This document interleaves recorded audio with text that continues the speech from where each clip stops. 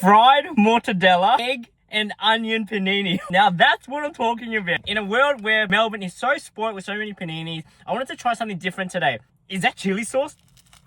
Oh my god, what a blessing to my taste buds, guys. This is like a brekkie roll on roids, guys. Mortadella is fantastic, a nice little crisp to it, but it is the onions and the egg for me, guys. It tastes so breakfasty without being a breakfast item. This tastes like you're on school holidays. The parents have just whipped up some bacon and eggs made with love, and this panini just tastes like love, guys. I'm gonna drop a 4.25 out of 5.